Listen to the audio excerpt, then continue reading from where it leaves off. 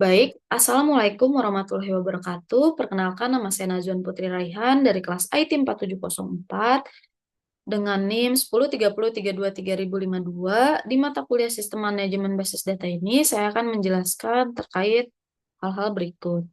Ada 5 topik pembahasan, yaitu yang pertama konsep dasar basis data, yang kedua kelemahan pemrosesan file tradisional, yang ketiga kelebihan pendekatan basis data, yang keempat resiko yang menyertainya, yang kelima database life cycle.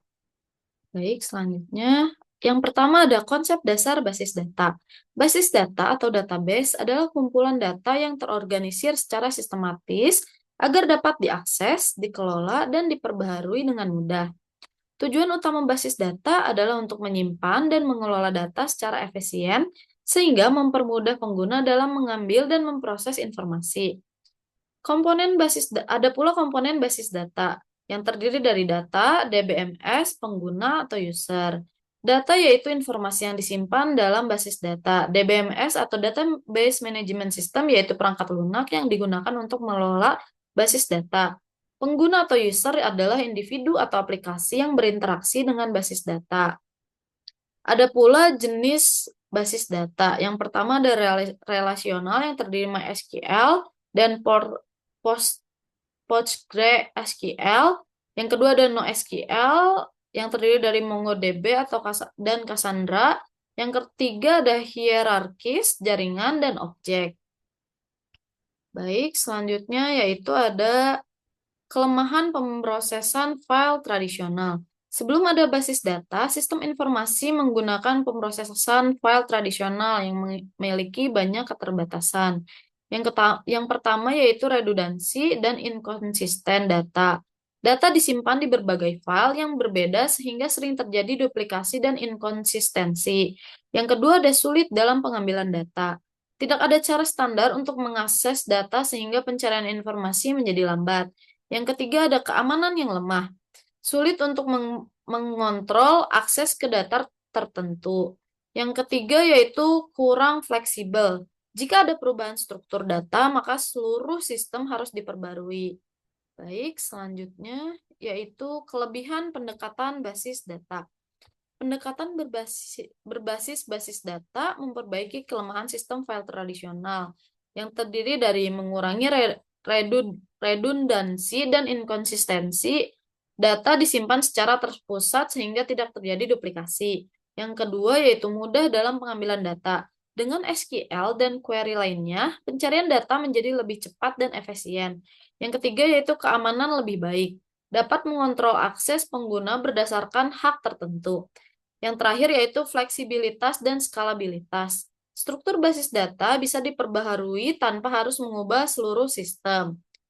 Baik, selanjutnya ada resiko yang menyertai basis data. Meskipun memiliki banyak kelebihan, pendekatan basis data juga memiliki beberapa resiko yang harus dikelola. Yang pertama yaitu biaya implementasi dan pemeliharaan.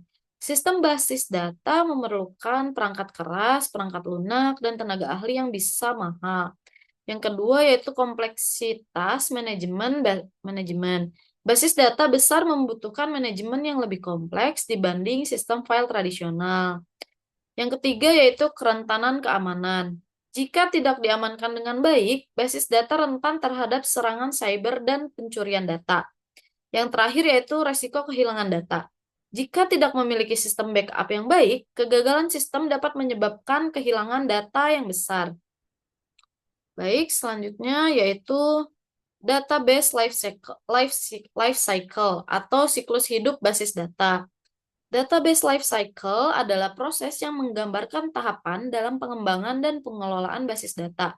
Yang pertama ada perancangan atau planning. Ini tuh menentukan kebutuhan bisnis dan tujuan basis data.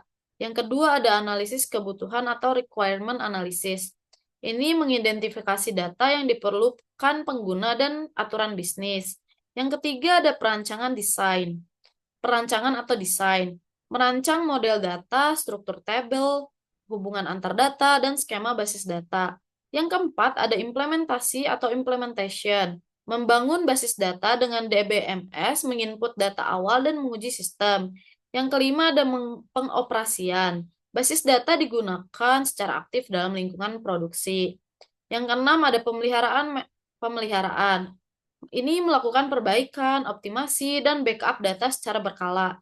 Yang terakhir ada migrasi atau penghentian. Ini tuh memindahkan data ke sistem baru atau menonaktifkan basis data lama jika tidak diperlukan lagi. Selanjutnya ada kesimpulan. Kesimpulannya, basis data merupakan solusi yang lebih efisien dibanding pemrosesan file tradisional dalam menyimpan dan mengelola data. Dengan sistem basis data, redundansi dan inkonsisten dapat diminimalkan. Akses terhadap data menjadi lebih cepat serta keamanan dan fleksibilitasnya lebih terjamin. Meskipun demikian, penggunaan basis data juga memiliki resiko yang seperti biayanya tinggi, kompleksitas manajemen, serta ancaman keamanan yang harus diantisipasi.